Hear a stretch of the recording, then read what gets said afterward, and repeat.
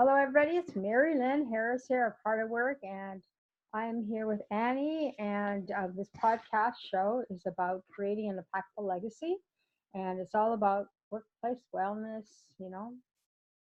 Being kind and having fun and being happy at work. So I'm happy to have Annie with me today on this call. So welcome, Annie. Thank you.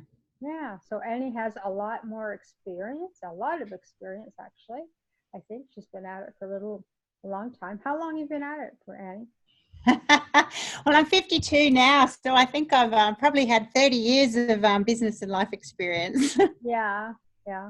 How long have you been doing what you're doing now? I've been doing my business, which is called Lipstick Consulting. I set that up about 7 years ago, Oh, and that okay. was after finishing. I had my 5 children, so after being a mum, and I did 3 degrees in there, and we're building my career, and I really felt the need to actually be able to support women, Yeah. hopefully help them on their journey, and Hmm. share my learnings. And I actually just love having the opportunity to help people grow and to be part of their journeys as well. So that's why I started it.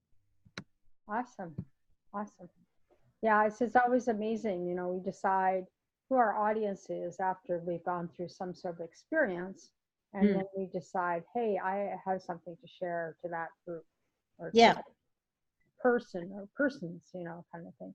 And that's sort of Yeah. how it goes. Yeah, it's just so it's always interesting. Or else when we try to shift gears to do something else, somebody says, "Oh, but this is so much better." I'm like, oh, I don't really want to do it anymore. Well, it's often I meet a lot of people through my business who are looking for, well, how do I know what my purpose and my passion is and all that sort of thing. And often it actually comes to you. It's the things that actually shine out of you naturally. It's the Right. things that people ask of you. And that's what I found after I'd sort of built my career. And I had people actually coming up to me going, oh my gosh, you should share that more. I'd love to learn from you in this way. Right. Or what are your tips here? And so it actually just comes quite naturally. It's quite under your nose. Whereas, sometimes you can sort of try too hard to try Right. and find what it is that you're actually good at. It's usually the things that you're just living and breathing and loving, really. Right. Right. Right. Yeah. Great. So tell us how you got started doing what you're doing. I know you shared a little bit a few minutes ago. Yeah, yeah.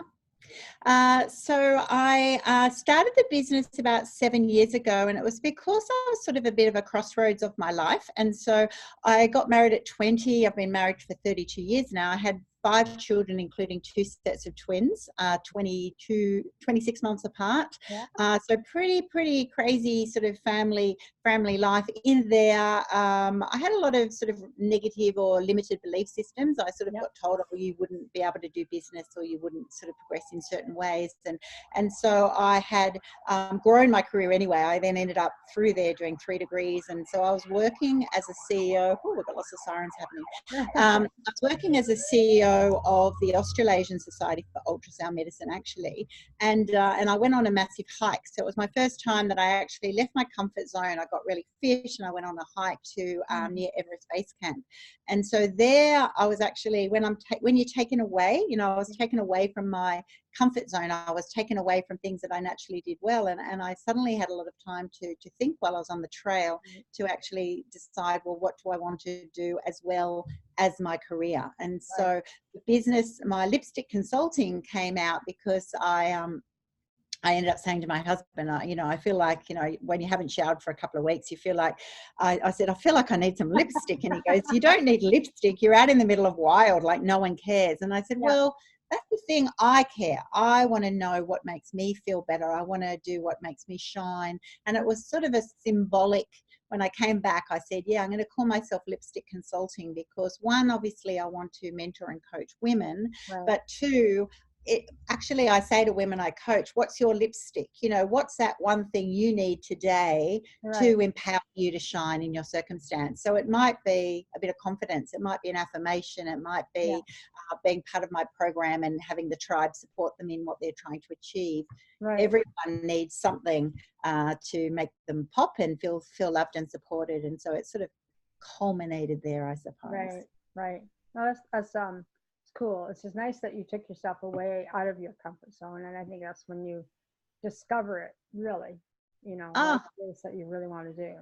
Absolutely. And even my kids were saying, things like, well, Mum, I never knew you liked, fitness so much. I never knew this. And it's kind of like, I didn't even know it myself. It's just, when you've been a mum of, for, 15, 20 years, and you're always doing everything for them, plus trying to juggle your career. It was the first time I actually stopped and went, I like this. I love being out in nature. I love feeling fit and healthy. And so it was a bit of a revelation, quite late, which is why I empower women to do it earlier now. It's been a really great journey for me. Yeah, awesome, awesome.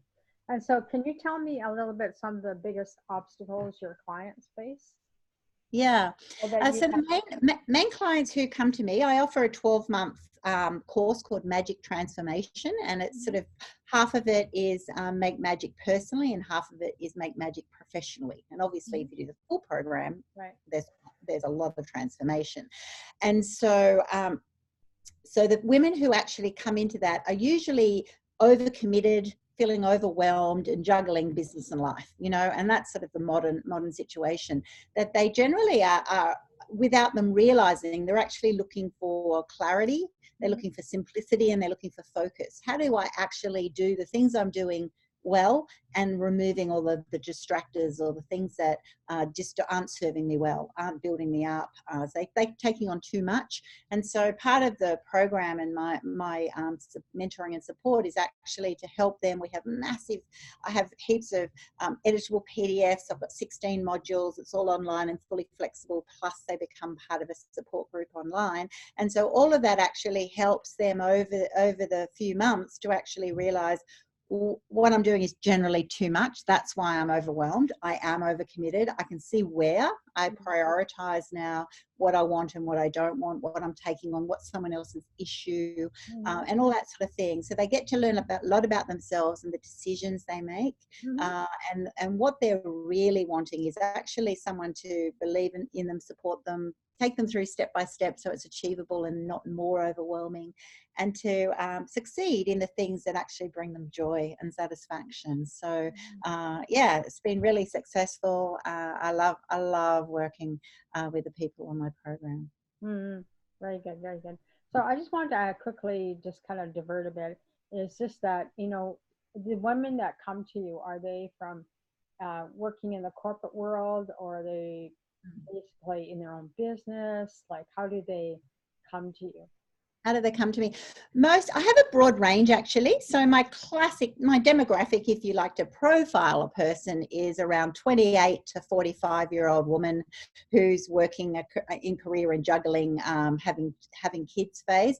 Saying that, I have quite a lot of corporate ladies, because I've set up mentoring programs in companies. And so through that network, and I speak at lots of business events and so forth. So I do acquire my customers through that realm. Saying that, I also have quite a lot of mums who come to me through the Make Magic personally, and then during that time they go, gee, if I'm going to be sort of part-time work for a number of years now, and they start hearing my experiences, many of them then become entrepreneurs, set up businesses, and they sort of go, oh, actually I want the full package, so there's no one sort of size fit. I try and make my course so therefore it can be customized for the situation that they're in. We're all on a journey, and so it doesn't matter if you're going for a big pitch, or if you're going for the next job promotion, or if you're actually working part-time, or you're needing tips on how to set up a business, or if you actually go, I actually need to not feel guilty about that because I'm at home and I'm enjoying that time now, and I need to focus this on my own personal development. It's pretty broad ranging, actually, which is why I have the full program and why I have the two separate, because some will just want life, some will just want professional, and most want the whole combination. Yeah, well, it's hard. You can't really divide them out. I mean, whether if you're an entrepreneur, it's all. It can't be. It's all in. Exactly. A little bit of that, and I'm going to keep it separate. It never works that way. Exactly. And that's where I think a lot of particularly male programs is kind of like, this is your business training, as if, women don't work that way. They don't go to work and forget about their life. I mean, I have many women working for me, and obviously the dads are getting better at that. But, you are a working mom, or you just think differently. And so, I think it's completely integrated. But, some people don't start off thinking that, but that's okay. Yeah, I think sometimes what happens is that as you know, with women that you're working with different categories of women, is that, oh, well, I'm going to be an entrepreneur and my life is going to be different. Well, yeah, it is going to be different. I mean, you Yeah, can't separate work from life exactly.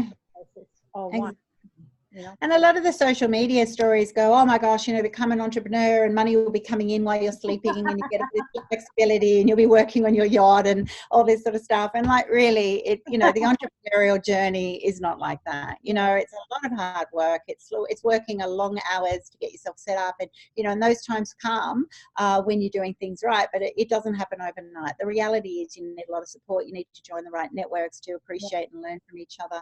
You need to realize that, you have to juggle the same things as people do if you're going to a workplace.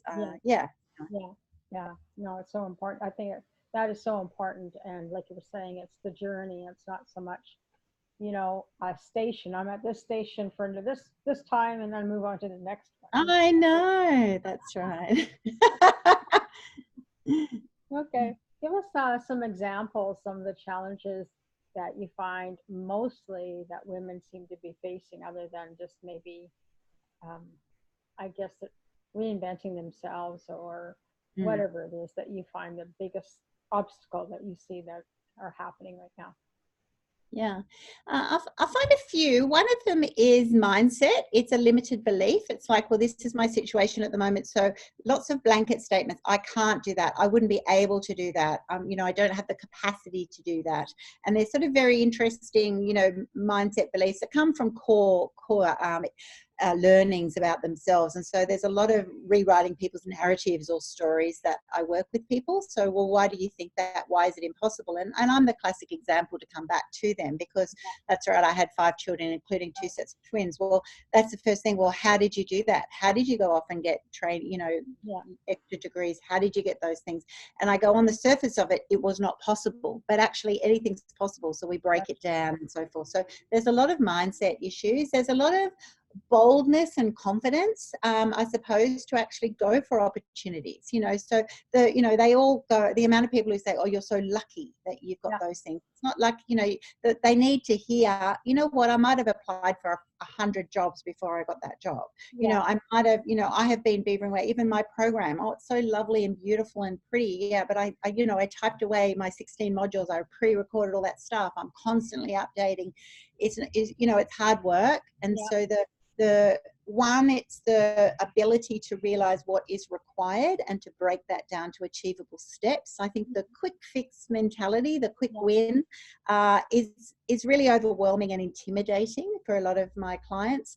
And also just the boldness to go, okay, well, if I do it, how do I actually, then there's the other side of that, of confidence, and actually go, yeah, I'm here for that position because I believe I'm worthwhile for it. I'm qualified, I'm educated, I have the skills, and put yourself out there. A lot of women, for some reason, hold back in that area more than men, I have found. And so they need quite a lot of, just practice, practice on interview practice, pitching practice, all that sort of thing. So there are a few key areas, I think, that are quite restricting, and they do greatly impact their personal and professional opportunities. Yeah. So can you share some stories, or examples of clients you've worked with and how they've transformed themselves? Yeah. Okay, so I've had a few who have set up businesses, and so they have been in businesses that just weren't working for them.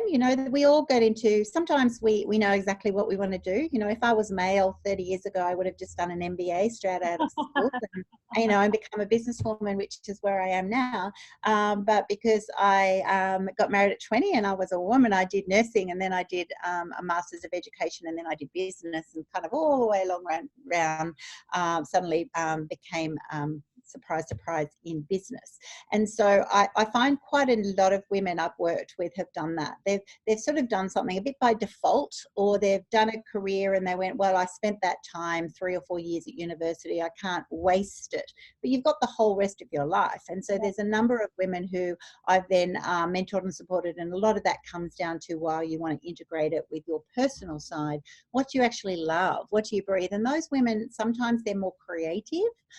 They need to express themselves. They're dying in an office location, you know, they want to, so it might be that they need to actually, you know, have an art business or set up their own company to have that sort of autonomy. And I've got one who set up her own medical practice, for example. I've got others who have become entrepreneurs and sell their own products online and so forth. So, but they didn't start out in that way. They actually started off doing, you know, becoming a teacher or doing sort of business or secretarial, and they've actually gone and discovered it's never too late to change. You know, I've got another lady who's doing a law degree in her 50s, you know, because she always wanted to, and for her it was a really big thing that she hadn't achieved her goal, you know, and now she's like going, you know, finally that revelation, well, I can still do it, you know, why not?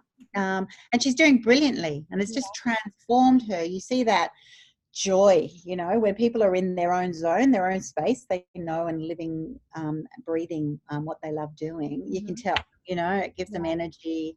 They breathe better. They smile more, you know. So that sort of thing. They're broad ranging. Yeah, all of my clients, you know, some of them it's you know, while they're working on one thing, their business and life, they'll actually then get fitter and healthier because they're in a community that then supports that side of their life. And so that's a really big thing too. A lot of people I work with don't know what their purpose is, what they want to achieve, what they even want their legacy to be. You know, suddenly, you know, I've got one who was working as an infants primary teacher, and she's sort of doing that. She knows she's a good teacher, but she also loves being an actress. And so she's chosen at the moment to work part-time. So she works 20 hours at a different school, and then she can audition for all of her roles. And at this stage of her life, she can, you know, she doesn't have all of those expenses. There's a cost. I've got another lady who was just drowning working 5 days a week, and she ended up saying, okay, well, if I lose, you know, 20% of my wages and I get a day off. So she has Wellness Wednesdays now, and it's just transferred to her life. So she's saying, actually, you know what? The mental health damage to me was way more than that 20% of wages that I've lost. So now she spends Wednesdays, you know, painting and doing her art and doing all the things she needs to do, and she's really happy. So it's no one size fits all. It's about balance and achieving what you want to do in your life, and that's the end of the day. You know, that's what we all want to do, isn't it? You know, that's why we're living our life, so that we can go, yeah, I enjoy doing this, and I contribute. I'm happy for myself, and I also contribute to others.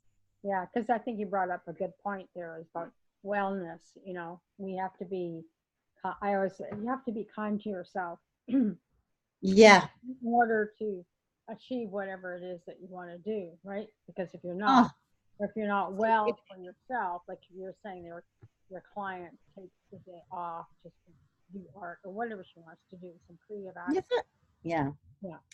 Absolutely. I mean, how can you look after yourself if you even go back to the old Maslow's hierarchy of needs? You know, if you're not actually, you know, feeling safe and secure and eating well and drinking and having a good diet, you know, how can you possibly achieve success and to be able to put yourself out there? You know, if you're having issues of domestic violence, you know, we've got people who, you know, live in a car or in terrible situations, they can't possibly be thriving. You've got people who are exhausted because the hours that they're doing, they can't, you know, that will have to culminate in personal issues, mental health issues. And so the whole aspect of mental health and wellness has to be a core part, I believe, of any program that people put themselves through to actually achieve balance. And I've noticed that dramatically, you know, so I've got incredibly fitter and healthier over the last few years, and that's just helped my ability to, you know, to work, to achieve, to problem solve, to do all of those parts of my life, because I now have chosen to do that. But it also then, it actually just makes me feel good, you know. So I think, but that's time consuming. I'll have other people who say, well, I don't have time to get to the gym or to do this, so I don't have the money for certain foods. But, you know, we've all got 24 hours. It's actually learning, how do we spend those 24 hours and how to, and it goes down to values. And so I do a lot of work around that. So what do you value? You end up doing what you value, and you know, you achieve what you believe, really. Right. That's so true. You know, it's just taking a look at some of your great examples that you just shared, and yeah, just being well within yourself, and then Yeah, you're more well at whatever you decide to do, right? So yeah, can you just exactly. share quickly about I know you already shared kind of services you offer and your clients you like to work with. Are there any couple of tips that you'd like to share that maybe somebody who's watching this video says, hey, I just want one or two things to help me get started, and then they want to reach out to you. So maybe you could, Yeah, sure. So first of all, they can reach out to me via my website, which is anniegibbons.com. And there they'll see my program and what I offer. I also have lots of free resources there and things that they can access straight away. I right, encourage anyone watching to go to my free resources, because that's got a basic book on self-care and mm, also on mindset. It's also got resources. It's got a beautiful 12-month affirmations calendar, which I think is really important. So yeah, the advice I'd actually go, before you start looking at massive goals, break them down. That's what I help people do. I do success planning, and that means finding out what you want to achieve, and then we mhm, work backwards and we do really small achievable chunks, because that's, that's what we actually want. I also encourage people to celebrate every win. I meet so many people who only get excited when they get to the end, and it's a long time waiting, and often there's many hurdles in that time. And so I actually go every day, like I have webinars every twice a week for people in my program, and I always start with what are you grateful for today, and yeah, then share something that you've actually achieved. And there's always something. There's oh well, I'm in my program and I did this little bit, and everyone's like, yes, because if you are stepping towards your goal, right, that's a step. That's a good thing. right, And that's it. That's what success is. It's actually all of those micro steps that actually are going in the right direction, and getting you to achieve what you're wanting to achieve. And so I find that's very motivating. I think people need to be motivated and connected to an energy and to, a force that supports their dream. So knowing what they want, breaking it down into achievable. Use some of my free resources that are really great. It's got some really good questions. Start journaling and break down what you want, and then get yourself aligned to someone who can help support you and bring you into a tribe. Mine's got a tribe or a community that supports that, and supports them. mm, That's where it's really great. There's so many people who are just out for themselves, and yeah, whereas actually the most of the growth happens when you link up with others who are all on journeys which are heading in the same direction, and you learn off each other, you support each other, and it really is an amazing energy that gets formed, and that's motivating. So I think the quick tips are: find a space that you can get motivated, find out what you actually want to achieve, and then break it down so that you can start achieving the micro goals. And right, definitely look at my resources on self-care and mindset, because they're the right, two foundations for right. anything you're wanting to achieve. Of course, yeah, yeah, yeah, absolutely. Well, it's great. I've been enjoyed listening to your stories and you sharing your experiences. I just started getting the hiccups, and I'm going, okay, let's not go hiccuping. So I'm going, okay, and I don't want to speak and then start hiccuping. But anyway, I wanted to say thank you for coming on to the show today. I really appreciate it. And yeah, definitely look up. I'll have Annie's stuff posted on podcasts .heartatworkonline.org, and she'll have her own page there, so you can look her up there. And of course, it'll be on Anchor soon as well. So anyway, thank you, Annie, for joining me. And if there's any last minute things you'd like to say, just go ahead. Otherwise, I'll just close up the call. No, thank you so much. It's been a great joy coming on your program. So be Yeah, blessed and have a great day. I'm envious of you of your nice sunny weather over there. Yes, it is. It's lovely. Okay. He's in Australia, so it's 4 o'clock there, and it's 9 o'clock here, p.m. here. So that's why it's a little dark right now. Thanks for staying up for me. Okay, thanks again, Okay. and Bye bye. Thanks so much. okay, bye bye.